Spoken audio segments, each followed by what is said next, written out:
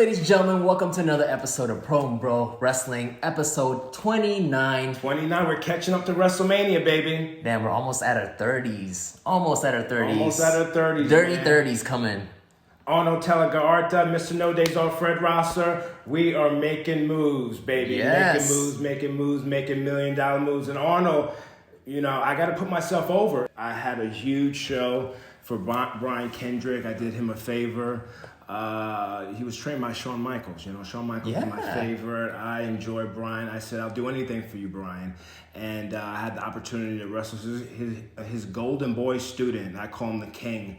And I had an amazing match. With him. Like I said, every match I go in there to have the best match possible that I can have. Yeah. I'm the Black Randy Orton. I'm the Black Hulk Hogan. I mix it all together. Especially today with the yellow and red. The red and yellow, you know, is running wild. Yeah. And like I said, I had an amazing match at Brian Kendrick's promotion, Wrestling Pro Wrestling in Burbank, a show you couldn't make.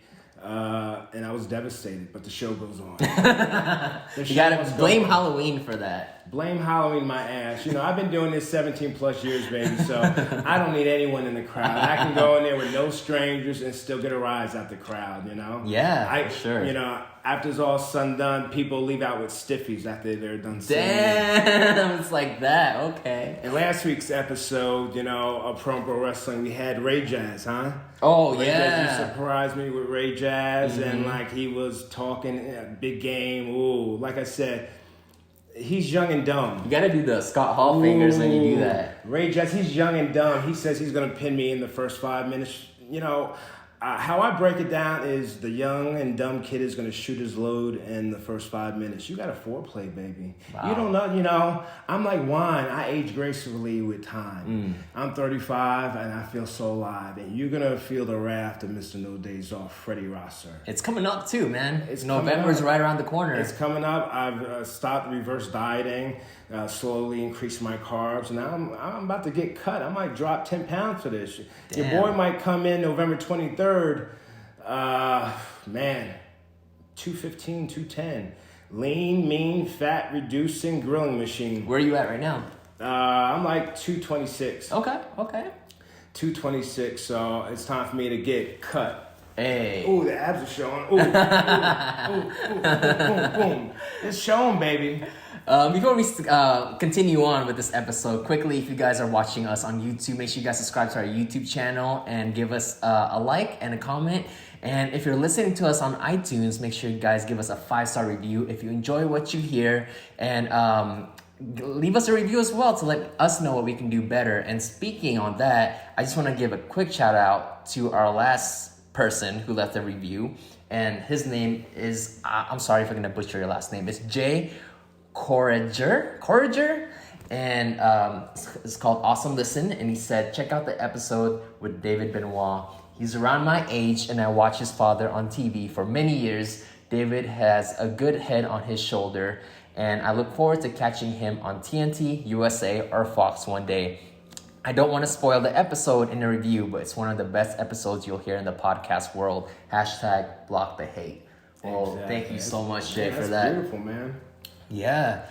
Today's going to be another fun episode as always because we have representation. Women representation. We have a super, super fun guest coming in a few minutes. And she's known as Big Swole. Big Swole, and she's a woman of few words. And I saw her at StarCast in Chicago recently, and I was blown away. And if I had a promotion, she would be my #1 female, terrorizing. Do you hear me, Arnold? Should be the face of the women division. Yes. Terrorizing. Not terrorizing. Not Terra Space Rising. She would be brutalizing the women's division. Yeah. And I would just be sitting there like Paul Heyman. She can cut a promo, man. Oh, so convincing, so believable. Yeah. And she's going to be on Pro Bro Wrestling. This was last minute. She was down to do it, and I was like, yes. But she's been in the back of my mind, like, we have to get her on Pro Bro Wrestling and have her share her story, because don't die with the story and you tell the damn story. Arnold, Every time I bring a guest on Pro and Bro Wrestling, it's very special to me. Women are a big factor in this because, you know, their voices have to be heard. We had Carissa Rivera on Pro and Bro Wrestling. Recently we had the sister of Bray Wyatt and Bo Dallas, Micah Rotunda. Yeah. And this week on Pro and Bro Wrestling, we had none other than Big Swole. Thank you, Big Swole, for joining us on Pro and Bro Wrestling. Oh, no problem. Thank you for having me, you guys. Yeah, you know, I always say don't die with the story and you tell it. And I told Arnold the minute that I met you for the first time at StarCast, I fell in love with you. At the panel discussion, you were just so insightful and just so real and just intimidating in a good way. Like, I say to myself, there's no reason why you should not be terrorizing women on the women's division in WWE. There's no reason why you shouldn't be terrorizing them. I know, that's what I've been saying. Such a pleasure to finally get to talk to you. It's first of all, I just want to say thank you for your service. You know, you were in Air Force. But yeah, it's so crazy because I was like watching a lot of your stuff, and you're just such a like amazing person in and out of the ring. I mean, I heard that you were actually a fire truck mechanic during the Air Force, right? Yeah, it was so much fun. Oh man. So like, what does a fire truck mechanic actually do? Because I have like no knowledge about that. Well, actually, it started off with like any vehicle, like gas engines or diesel engines. We do all the diagnostics. We pretty much fix anything and everything that's wrong with it. Yeah. Like I've taken clutches and transmissions out of like deuce and a half, like 2.5 ton, all-terrain vehicles. Yeah. All types. Wow. But mainly fire trucks. If they go down or if anything goes wrong with them, we have to secure it because if the fire trucks are down, then you can't move the flight line and no jets can come on and off base. Damn. So it was super important. So we was always on call. That's a lot of pressure, though, to be responsible for that. Oh, yeah, it was. Oh, yeah, so growing up, I know that you're a big Macho Man fan, right? Yeah. Macho Man was your dude. He was. He really was. Like, he just had all the colors. Like, because I'm a tie-dye fanatic. Sure. So I just love all the array of colors, and he had the charisma that just oozed out. And then he could also wrestle. I know, yeah. So what's your favorite version of the Macho Man? Honestly, I just love some machismo. Yes. Over, and he just gets those fingers moving. Oh, ooh, yeah. I can watch his promos all day. Yeah. As a fan, can you do a Macho Man impression? I've heard a lot of great ones.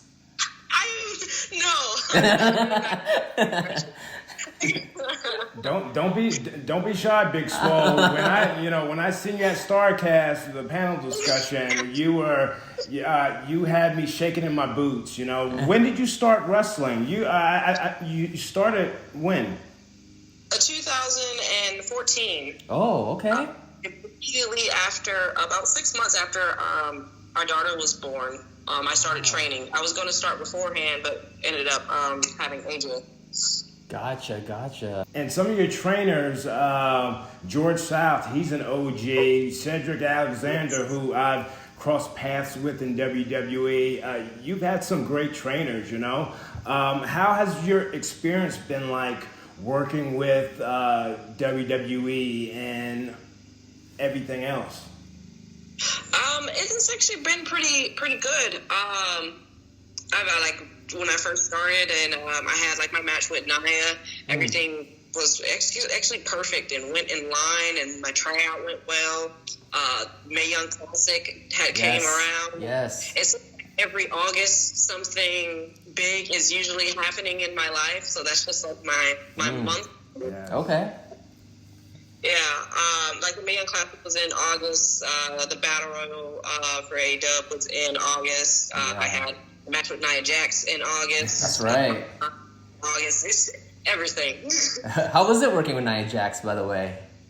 Amazing. Yeah. Yeah, I love that she lays her stuff in. You know, it's not too often that you find a woman that will actually, hit you. Yeah. So it drew a little bit out of me because like you were doing stuff and not even stuff that's necessarily called, but it was good chemistry. Yeah. She's great.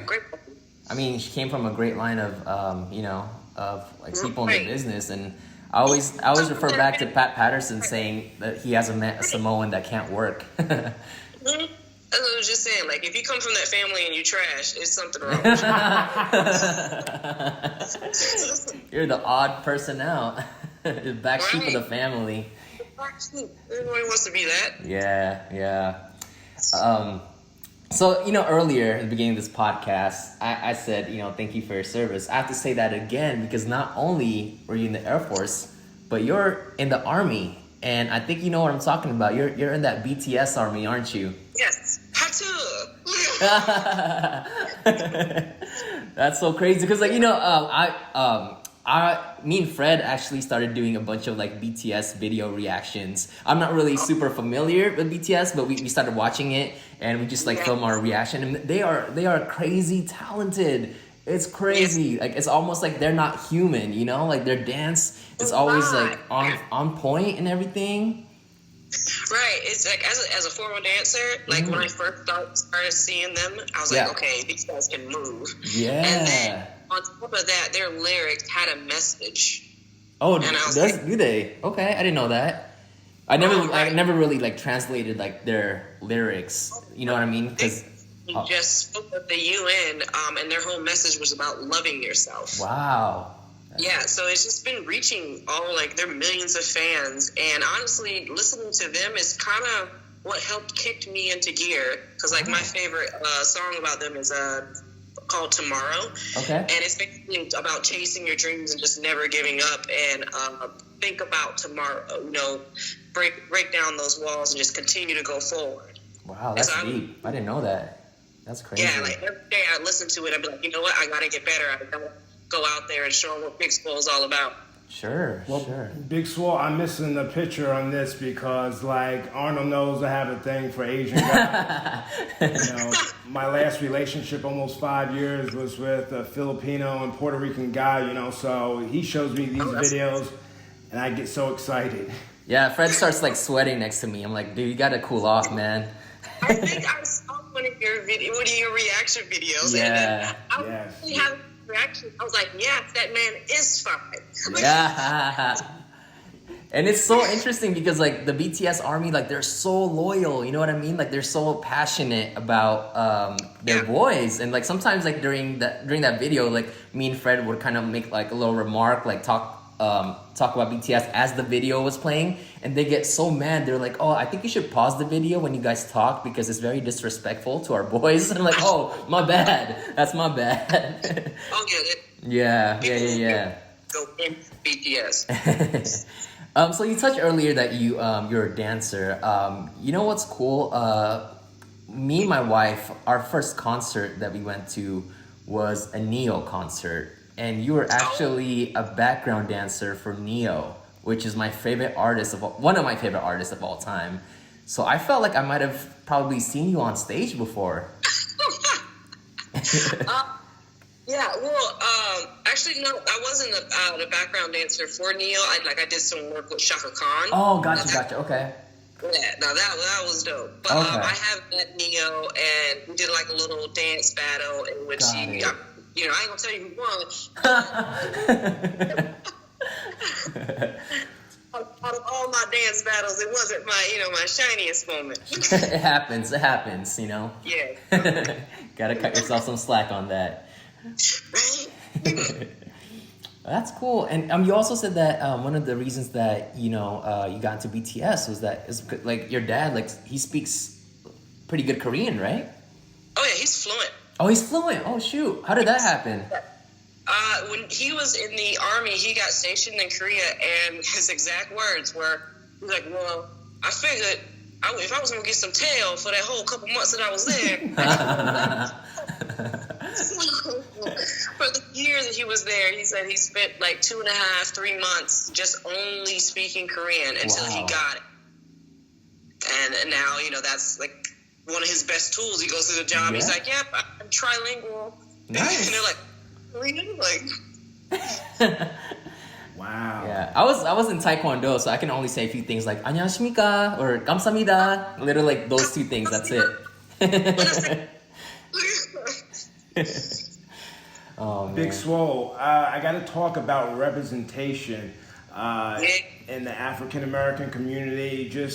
It's very important, not only in sports but entertainment. And now wrestling, there's no greater time to represent. You were part of the panel discussion. I always say, don't die with a story and you tell it. How important is representation to you? What's the 411? Drop some 411 knowledge on me. Well, I would say that representation has become even more important to me now that I have a daughter.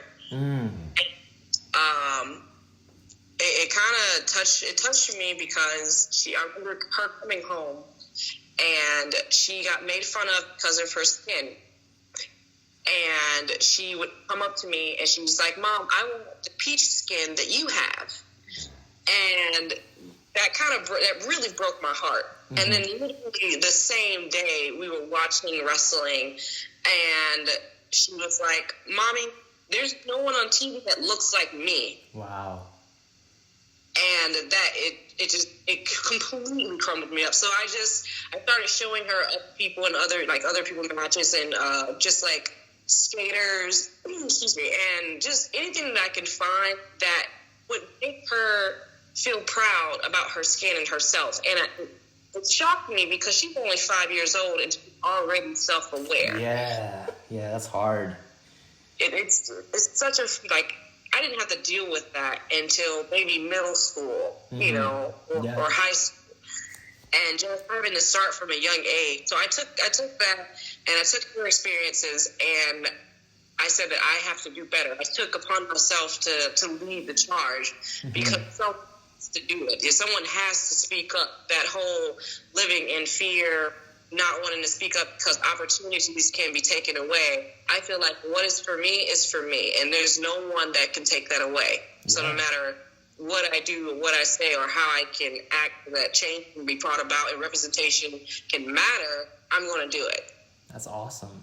That's amazing. Yeah, Big Swole, you and I are kind of in the same boat on that because I have two god babies that are 6 years old, and I'm mixed, Black, Native American, and a little bit of Italian. And I've been with my two god babies since they were born, and they're through my uncle who's gay. The kids were born through in vitro fertilization, so they look white, So they're at an age where they're saying they're aware.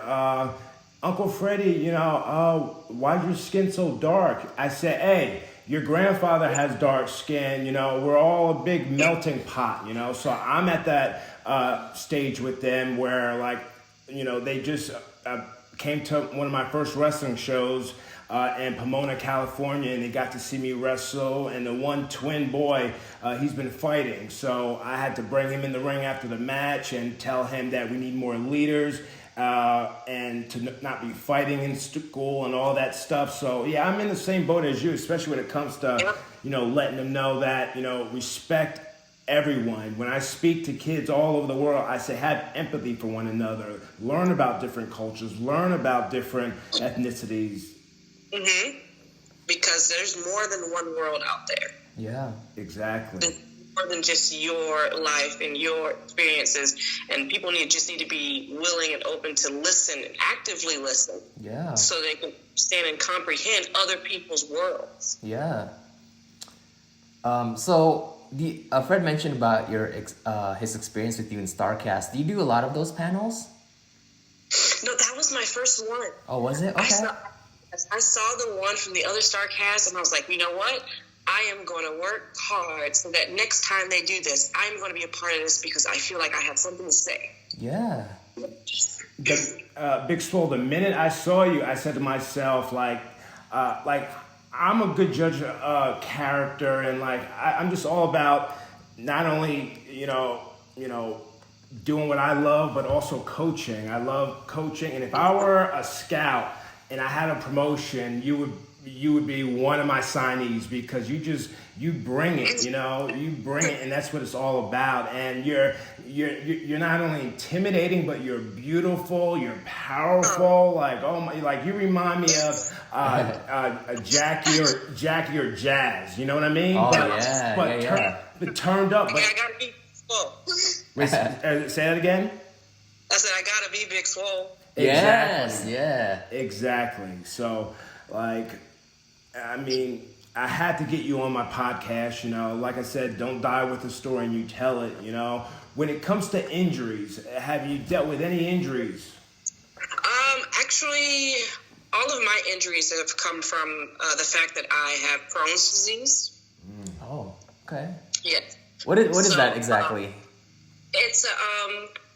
It pretty much is inflammation of my GI tract. So my intestines and my stomach does not work like the normal body.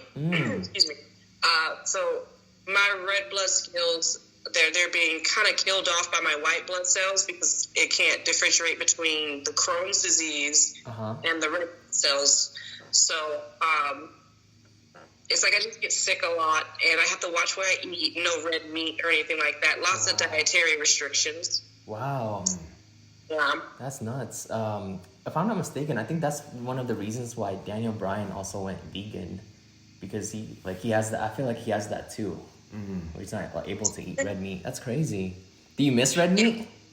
No, actually I don't. Okay. Once I started getting rid of and cutting out all different things, I thought to myself, it's not about what I can't eat, it's about what I can eat. Yeah, there you go. Like, I can't eat red meat. Sure, I can't eat all this fatty stuff, but I can eat Oreos. I can eat Sour Patch Kids. Yeah, that's how you make up for it. That's how you get your money back. Right. I found the joy because I love to eat food. So like, look, I'm very grateful that I'm able to eat these things because there's somebody else who cannot. Right. That's a great way of looking at it. I don't think we've asked Big Swole who's been her inspiration, past or present, in the business. Besides Macho Man. Besides Macho Man, big fan of Jazz. Yes. Oh, nice.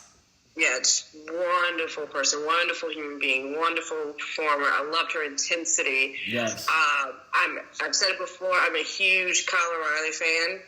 Oh, cool. Very cool. Yeah, watch like some of his stuff when he was like Red Dragon and everything. Crazy. Just watch his moves and his demeanor. Like he has a certain type of like swag that's just like, all right, when he gets in here, he's gonna do some moves and this is pretty much gonna be your ass. Yeah, I mean with his like martial arts training, it's kind of like he's kind of the real deal. It's not a gimmick.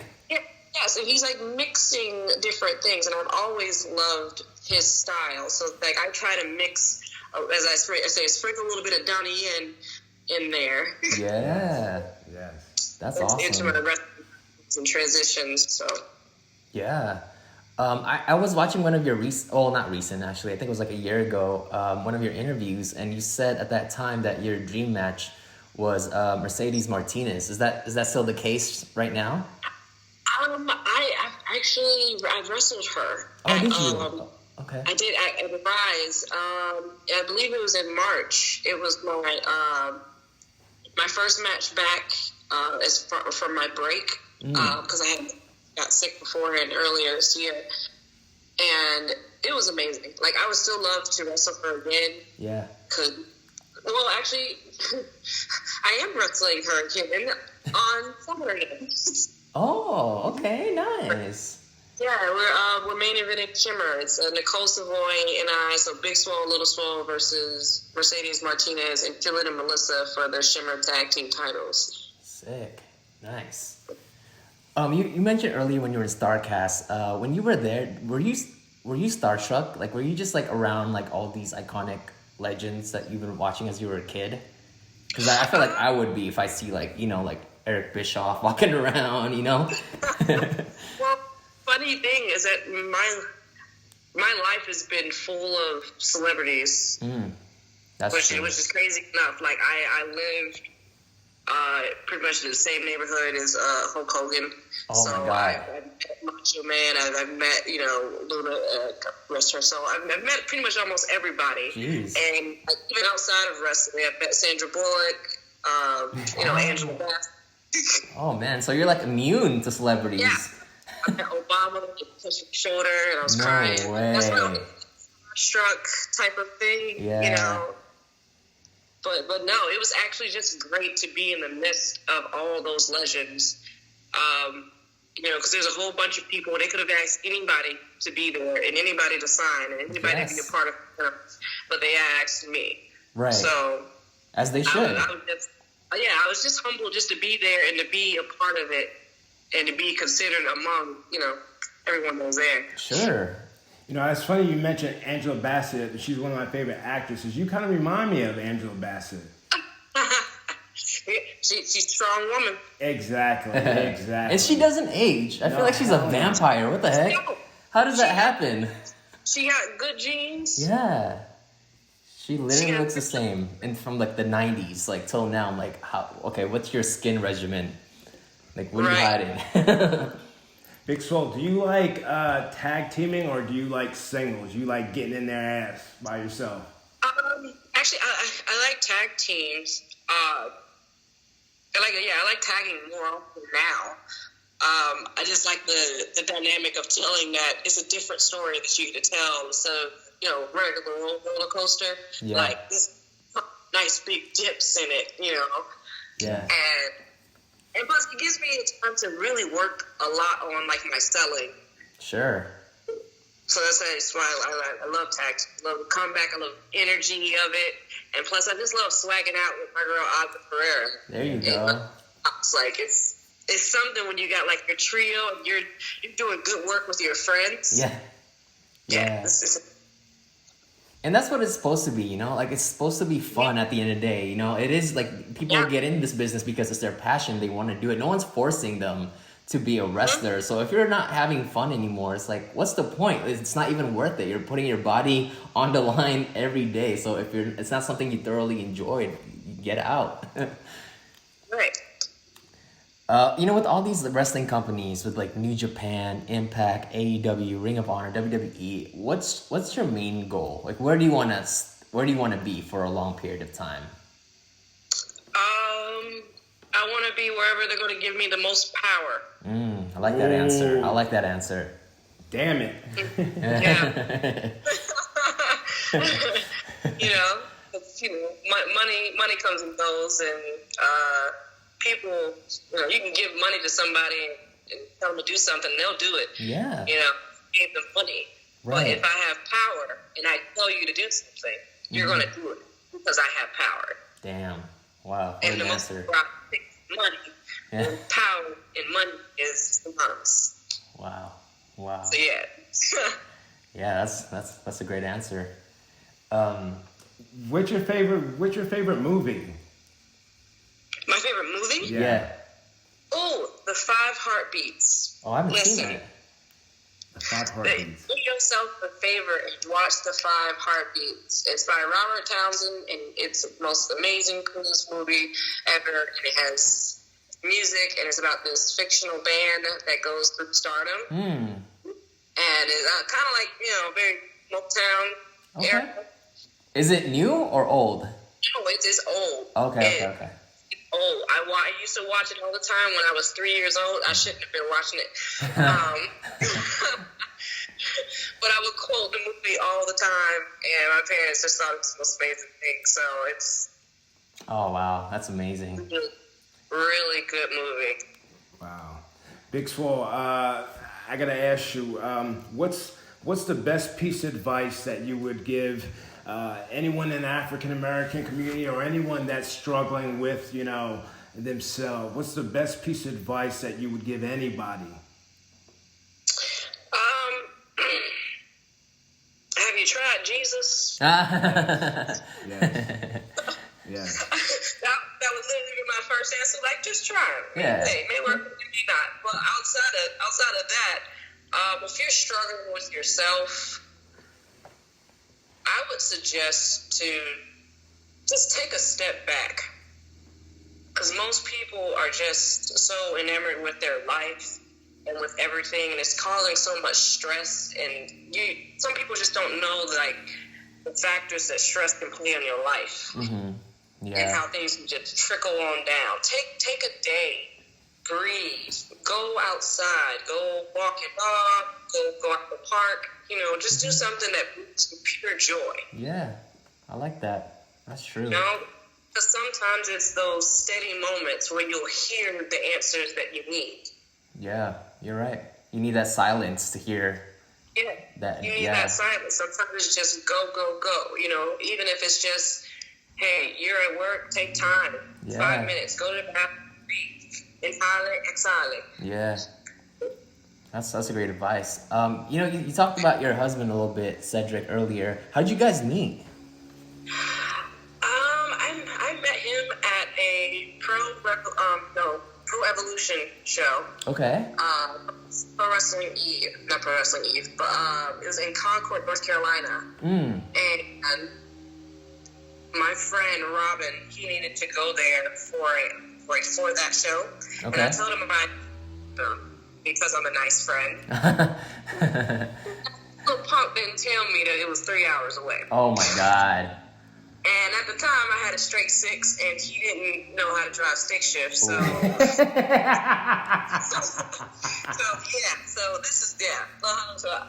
I got in the car. I'm wearing this Marvin the Martian hat and these sweats, and I just look really a hot mess. To the place, and of course, wrestling tradition, you got to be there all extra early. Yeah. No reason at all. So I'm just sitting there without a charger, just like, all right. And then I hear this guy with this very high-pitched voice. And then I see him, and then I see him like, oh, man, that man's fine. I was like, oh, man, he's got a big old booty. I was like, okay, nope. I was like, oh, all types of red flags, because, like, I couldn't really catch a break. I was like, no, he's got to be gay. It was completely too good to be true. I was like, oh, his nails manicured, dude looks good. I was like, I feel like he got himself together. No way. Not this guy. But it turns out, yeah, he wasn't gay. And, obviously. Yeah. Yeah. I met him here, and then Robin was like, don't talk to him. No, I don't want you talking to him. You guys don't need to be talking to each other. And of course, as defiant as I am, I stole his number out of Robin's phone. There you go. And I was like, you don't tell me what to do. Taking matters into your own hands. Right. I started text messaging him, and next thing you know, he drove 3 hours to come see me, and we went on a date. Wow. So it was instant connection between you two, huh? Yeah, it really was. Big Swole, I'm just thinking of it now. Dream match, you, Becky Lynch, you whooping her ass, you know. Seth Rollins tries to get his nose in it. Cedric comes out. You guys have an all-star WrestleMania tag match.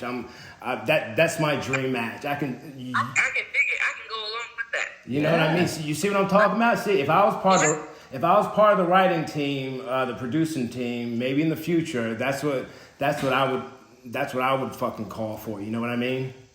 Right, that's money. Money right there. I love it. I think that's like a perfect way to take it home. I know time is money, and like I said over and over again, don't die with a story and you tell it. So I really appreciate you taking time to share your story and be on Pro and Bro Wrestling. Oh, thank you so much for having me, guys. I had a lot of fun. Yeah, such a pleasure talking to you. Yeah. Hell yeah. And your social media, can you give us a 411 on your social media? Anything coming up? Any plugs, you know? Yeah, you can find me on Twitter at Swole World, Instagram, The Big Swole. Also, make sure you look out for some podcasts. That's on YouTube. Just type in Source Podcast, you'll find it there. I have Rise and Shimmer this weekend, so if you're in the Chicago area, come on out. Nice. That's awesome. Well, anytime you want me on your platform, your podcast, you know, hey, I'm down. I did it for Micah Rotunda. I'll do it for you. I'll do it for you. You know what I mean? So content is so important. Thank you, Big Swole. Awesome. Thank you so much, guys. Thank you. Have a good day. Peace out. You too. Bye. She's cool, man. Yeah, man. She is like one bad sister. One bad, beautiful sister. Like, when I met her, like I said, at StarCast, she is short, sweet, to the point. I could definitely see her in a dream match whooping up on Becky Lynch. Yeah. I'm telling you, she is no nonsense. She's big swole, but she mirrors Angela Bassett. She mirrors Jazz, Jackie, just some of the greats in entertainment. And like I said, I wanted to have her on Pro Wrestling because she caught my eye. If I was a scout, if I had my own promotion, she would be my top female. Yeah. And last year, me and her were kind of twinning. We had the same hair. She had that teal hair. I had that teal hair too. Yes. So I'm glad she was on Pro Wrestling. Awesome episode. Yeah, definitely. All right, so let's get to the wonderful world of pro wrestling. All right, what do you got for me, Professor? Okay, I want to talk about a really interesting idea that might or might not happen. So Kofi Kingston, right? Yes. After he got run over by Brock Lesnar on the first episode of SmackDown on Fox. Okay. He hasn't been really talking about a rematch. He hasn't been talking about him wanting his championship back. And, you all right? Yeah. And he's just going along and chilling like nothing happened. Like he didn't have a WWE championship reign, and he doesn't want that. He doesn't want his second chance on Brock Lesnar. So rumor has it that they're starting to plant the seeds on Kofi Kingston turning heel, possibly. Especially with Xavier Woods not in the picture right now because he torn his Achilles. Yes. And speaking on that, I want to wish Xavier, a healthy recovery. Hopefully he comes back soon. But that's a serious injury then. No, some people are saying that he might not come back from that. You got to get healthy. I always say with rehab, the 3 sets of 10 aren't going to cut it. You have to go above and beyond. So he'll be out for 6 months to a year. But yeah, it happened during a live show, and the referee actually did the X. It was a live event? Yeah. Oh, yeah, and that's always the worst to get hurt on a live event. Yeah. I'd rather get hurt on TV like I did on Main Event. So, I actually have the footage so I can tell people, kiddies, don't try this at home. Yeah. Or you use the F word. You Yeah. know? I mean, injuries come to territory, but the rehab is where it's at. So speedy recovery, and you can come back from an injury like that. You can come back. Yeah, but going back to Kofi, there's rumors that they're starting to plant the seeds of him turning heel. So maybe the next few months, little by little, when it's just him and Big E, I guess they're gonna have Kofi start to break down a little bit. So it's gonna be a slow heel turn of him. It's kind of like real life emotions, with someone who's dealt with the tragedy, and at first they push it in, hold it in, everything's gonna be okay, and little by little it starts coming out. So I don't know, maybe he's gonna have certain moments with Big E where it's starting to show that he was affected by this loss, and he'll just snap one day. I can dig it, man. Like I said, after that huge match with Brock Lesnar, you need to be off TV, man. You need to, you need to recharge. You need to just be forgotten about for a little bit, Yeah. And then when you come back, then you have a different attitude. You have a different approach. Yeah. To how you're going to either get the championship title back or how you're just going to be solo. Yeah. And I hope this is true. I hope this is really happening because the promo that Kofi cut after he lost, I think it was a WWE exclusive, and he was talking as if he's never gonna get that title back. It was just it was almost like a thank you to WWE for giving me that moment. Yeah. Moving on, Yeah, I agree. But yeah, that'd be so fun. That'd be so fresh for him to have that storyline. I love long-term bookings. I love long-term storylines, and this makes sense. Yeah, it does. It makes sense, and I'm here for it. Now, Xavier's going to be gaming his ass off. Up, down, down. Up, down. Mr. No Days Off, 24/7, 365 now. Yeah, man. Yeah, he can get all the guests he wants now. He's got the time. This channel's going to be up to 2 million when he comes back. He's a big supporter of the Block the Hate on my social media. I posted a picture with him. That this guy, if there's anybody that changed the gaming world, it's Xavier Woods, because, you know, before, back in the 80s, you know, guys were just being naughty in the locker room. But nowadays, people are gaming now, you know? I mean, being like cool little gaming nerds. I think, who said that? Might have been a Chris Jericho or someone from the Attitude Era that, you know, back in the day, people would go out like partying. Oh, yeah. But now everyone has their portable PS4 in the locker room, gaming, shooting stuff for their YouTube channel, which is a better way to live, man. Like me, I'm on the clock, Arnold, so I don't like gaming. I need to think about either I have a promo or a match or something. I can't be gaming. Guys can be literally gaming. Like they're at home, huh? Like they don't have a match coming up. Yeah, they're gaming like if you're wrestling me. All right, I'll do X, Y, and Z. You can do this. Like, no, hell no. Put the damn game down and listen to me. Yeah. Gotta be focused. Yeah, I gotta be focused, man. But those guys can do it. Those guys can do it. And you see Randy on social media. He's putting over some new swag, some new gaming swag that he got on his, that's right, on his last IG post. He's sponsored by them,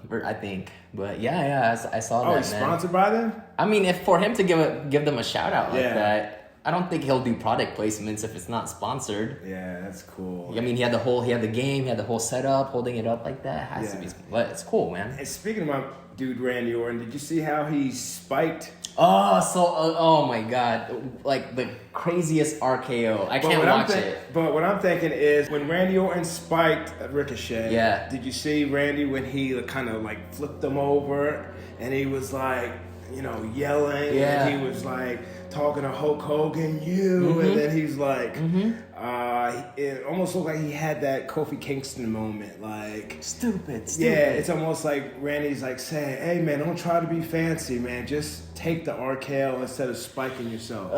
You know. So you don't think that was planned? Like you think, like, I mean, obviously planned by Ricochet, but you don't think like Randy was surprised? You think Randy was surprised by it?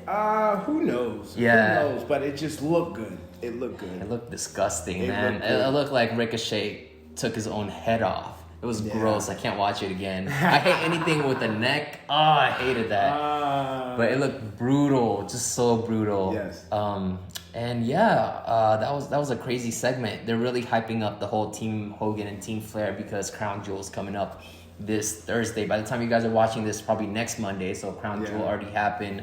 But yeah, you know, someone said it on Fox. Might have been Renee Young. Don't quote me on that, but I think it was last year saying like, oh, like Crown Jewel is so epic, it might be even bigger than WrestleMania. I don't like them saying that. Like I don't like WWE saying that because they're kind of killing their own Super Bowl by saying that. It makes the fans want it even more, you know. True, but you know, at the end of the day, we've already had two Crown Jewels at this point. And you know, sure, it's big matches. Sure, there's major stars, but I will have to agree that, you know, to a lot of people, they just feel like it's glorified house shows. The reason why I agree with that is because after Crown Jewel happens, it's an event of itself. No storyline continues. It's a one-off. It stands on its own, and it's not like they start a whole storyline based on Crown Jewel, or like Crown Jewel helps elevate another storyline. Yeah, well, with Brock and Vasquez. That's true. That's an exception. Yeah, that, and also Strowman and Tyson. Or is that, you think that's just... I feel like that's a one-off, and I'm kind of irritated by that a little bit because I'm scared that WWE might use Braun Strowman like how they used Big Show with celebrities. I don't want that to be his role, you know? I don't know how else this match is gonna go than Tyson going over. Well, if I can speak like Braun Strowman, I'm gonna be laughing to the bank after I'm done with Tyson. I can go hunting more. Yeah. hey Darren, check out these pictures of this hog I killed with my bare hands. and I'm just like, yeah, let me see it. I'm interested. I am literally interested because I love talking to him. Yeah. I love talking to him when he's talking about, man, I was quivering when I killed him with my bare hands. I'm like, what the But that's good, right? Yeah, that was really great. You got the head tilt for that too. You got the head tilt. He does talk like that. You're right, man. I'm telling you, man. He's one guy that would always involve me in locker room conversations. Yeah. There's some guys that didn't, but he was always one that always involved me. Yeah, but I just, I do want a clean finish to that match, but how about just for giggles, what if we have a WWE superstar go over a celebrity this time? Invest in your boys. So hopefully this time this goes around and it elevates Braun Strowman even more. And speaking of Braun, I'm really surprised that he hasn't had a WWE World Championship at this point, because at his hottest stage when he was wrestling Roman Reigns, I think it should have happened then. And the one thing to me that I felt really hurt his character is when he lost clean to Seth Rollins. I feel like that shouldn't happen. I feel like you should have made Seth look strong and Braun look strong and don't put them in a match together. At that event, Seth should have went over with someone else and Braun should have went over with someone else. But that's just me. I just don't like how he lost clean. So now whenever he goes, as a fan, whenever he wrestles a new person, a new wrestler, in the back of my head, I'm like, yeah, Braun can lose. It's not like, oh, you're facing the unstoppable Braun Strowman. No, he's stoppable. He's stoppable. So again, so that's why with this whole Tyson Fury, I just don't want it to be, a Big Show situation. Yeah, it could end up that way. Yeah. But, like I said, Strowman's like Ivan Drago and Tyson's like Rocky Balboa. He's the underdog, and he's gonna go down. Did you see that little segment of Tyson Fury practicing at the WWE PC, and Braun Strowman interrupted him, and I think he was practicing some spots, and Braun came in there and just full on tackled him, and Tyson's hurt his ankle. Oh, really? So everyone's like, oh, Tyson, you okay? He's like, and then Braun's just laughing as he goes off the ring. And this was at the PC, and what was he wearing? Workout clothes, I guess. It's I think it's on the WWE's YouTube channel. Oh, wow. They're getting involved in training and stuff like that. that? Yeah.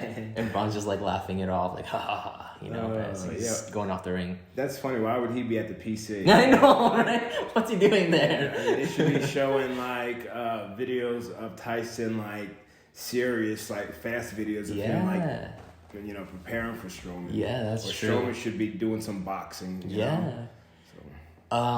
know? Speaking of Crown Jewel, the whole Cain Velasquez and Braun Strowman, I was listening to a Sam Roberts podcast where he had Ray and Cain as a guest, and I never, it never really clicked to me that Cain Velasquez might be a full-time WWE superstar.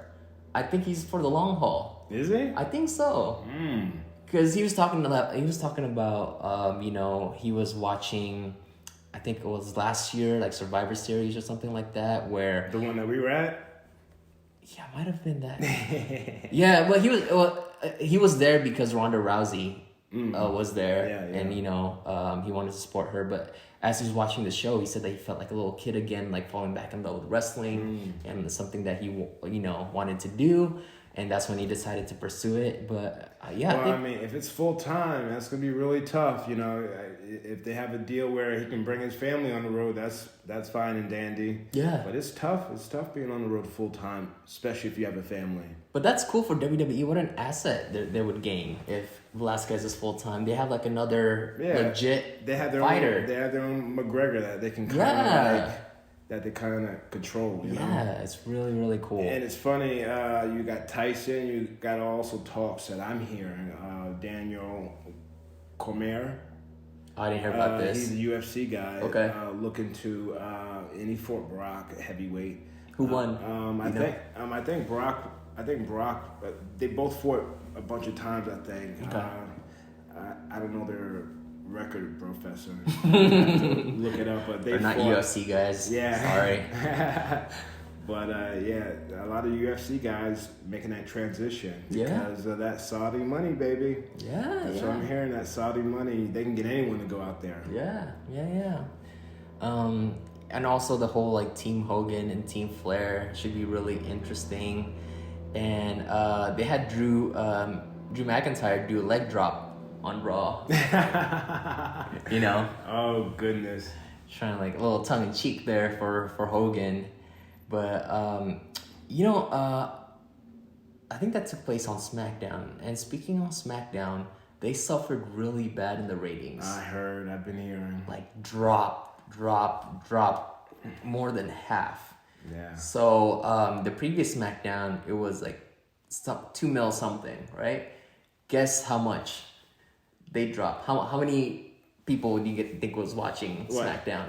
I saw what? Oh, don't look at my notes. No, I didn't. 800,000. You looked at it. I did. I swear. I seen it in a write up. Yeah, 800,000. I didn't look at your screen. 800,000 is what I read. Yeah, and you know who beat them? AEW. Yeah, AEW had like 900,000. That's so crazy. But they're on different nights.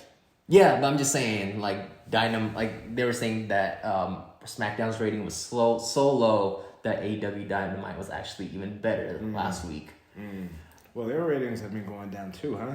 Yeah, well, I mean, it tends to decline after like the premiere, right? And it just like trickles down, and I feel like even like NXT, right? It's all like downhill. Something has to happen really big for it to like be a roller coaster ride.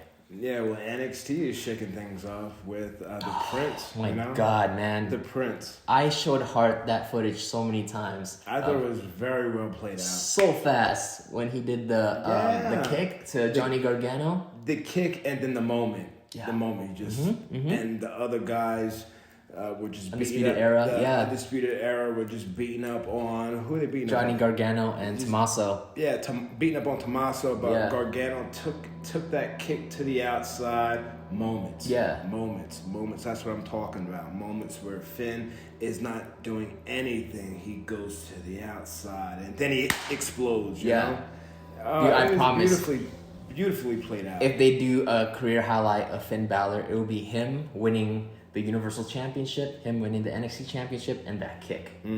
That was like, it was all over Instagram, not only on WWE, it was like all over. And I even like showed it to Hart, and we watched that like 5 times in a row, like on how fast that was, you know? And Gallows, Anderson, I think they were putting it over. Of course, they're boys. AJ, they were putting it over. Don't be surprised if remember I said that before NXT, the war even started. Yeah. They're going to be bringing guys like the Bullet Club of the Prince, AJ, Luke Gallows, Carl Anderson to feud with the what's the one? Undisputed Era. Undisputed Era. So this is what's cool about Finn right now. He is keeping kayfabe because TMZ caught up with him at the airport. Okay. I don't know if you saw this, but TMZ went up to him like, hey, like, there's a lot of buzz about you. And Finn is playing the part. It's like, oh yeah, like I'm the top of the town. Like, like everyone, I'm back. Like I'm back.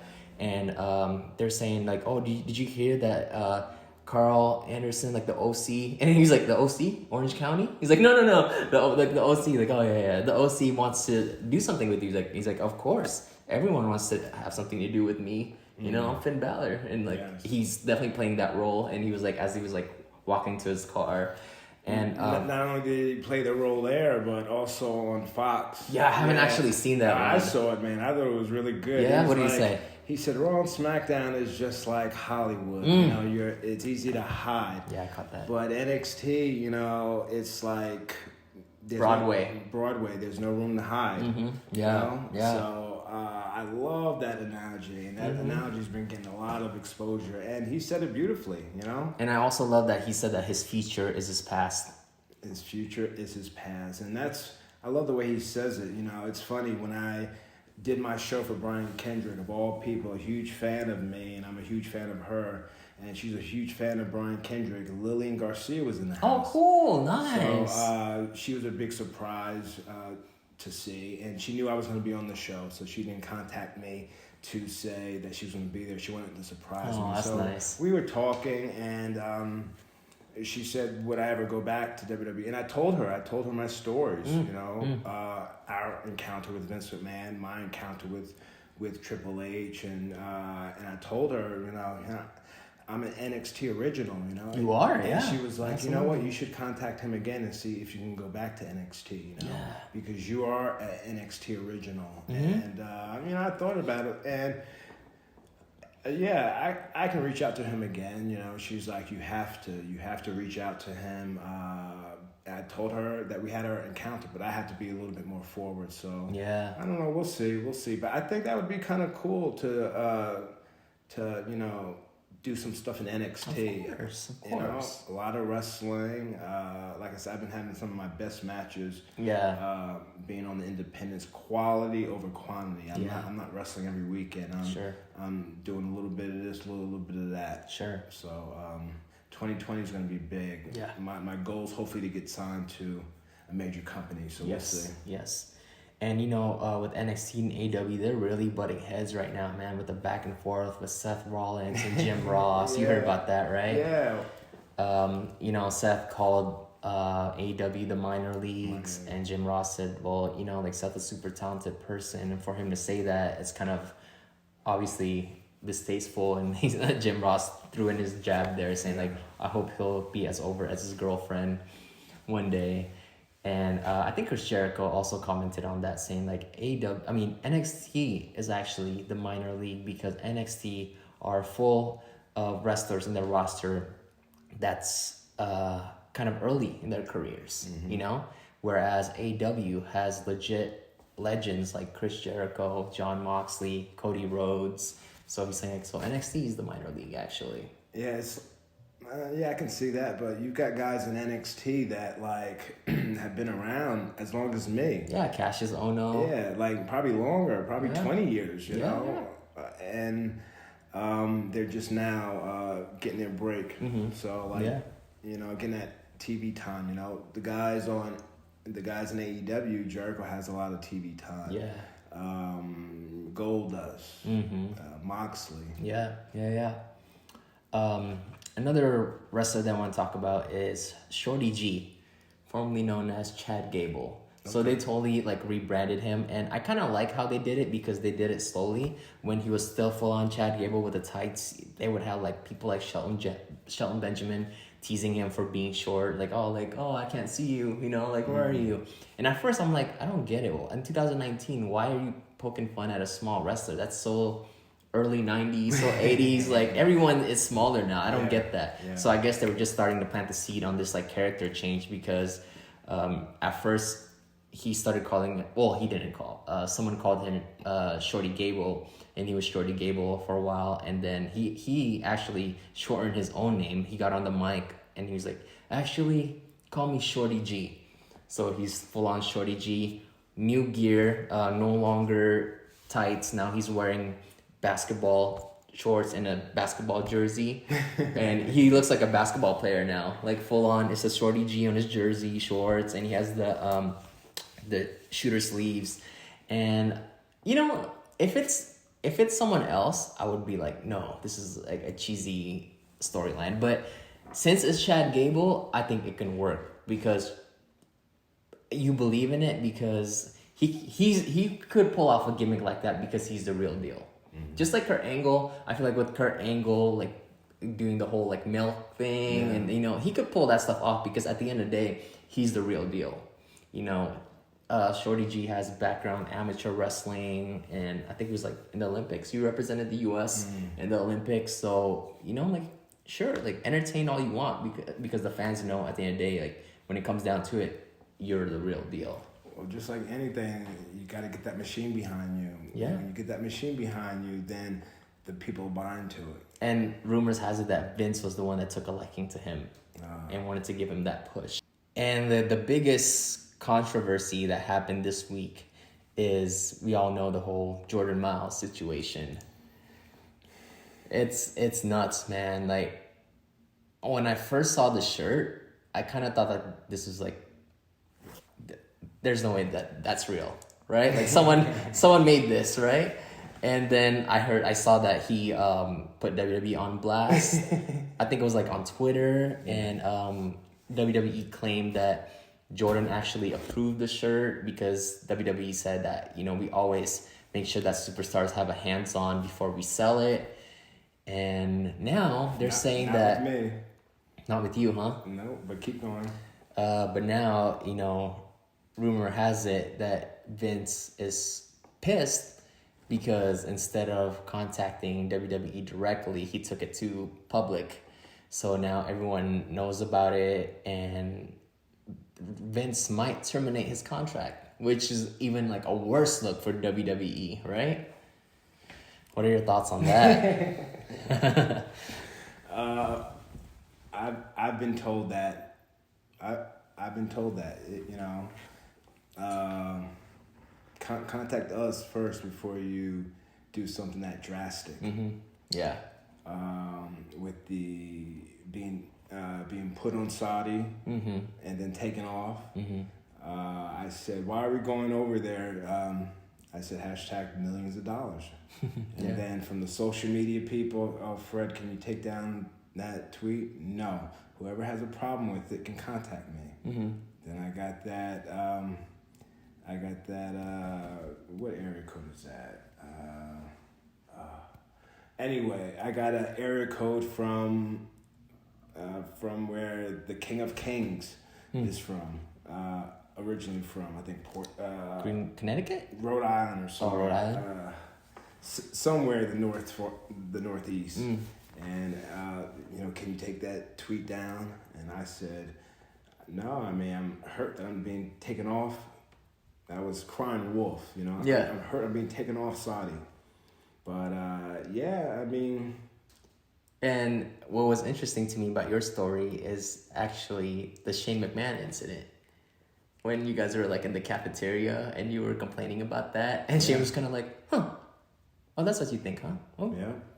Yeah, Shane was like, oh, well, maybe he was trying to, look out for you. Mm-hmm. I said, but I'm devastated. I said, Yeah. I want to go over there, I want to go over there, but I can't go over there because of my safety. Yeah. So I was crying wolf, but yeah, when it comes to merchandise, our first Primetime Player shirts with the pick and a whistle, I was like, it wasn't racist, but it was like, we didn't approve that. Then we had seen from a friend, an inside friend, that they had the old school Primetime Wrestling logo for Primetime Players. Oh. And then when my friend who works inside showed me that, I was like, oh, wow, send me that. Then I sent that to WWE's, graphic department. Let's get these shirts made. Get these shirts made. So finally we had got the Primetime Play shirts made. But before our first shirts, the toothpick and, I keep saying toothpick. The whistle and the pick, man, I hated those shirts. Mm-hmm. I hated those shirts. So for us to have say, maybe some people have say on designs like the Usos and stuff like that. I've seen them work with the artists, but yeah, we didn't have any say. But you would think it would go through a number of hands. Like obviously, maybe you didn't have anyone that was African American. Yeah. In the T-shirt department. Yeah. Saying, oh, I don't think that's a good idea. Especially in 2019. So that's man. when you gotta diversify all the departments, man. Because. Hey, we're in 2020 now. Yeah, you gotta have representation for everyone, so you're overall have your bases covered. You know. Yes.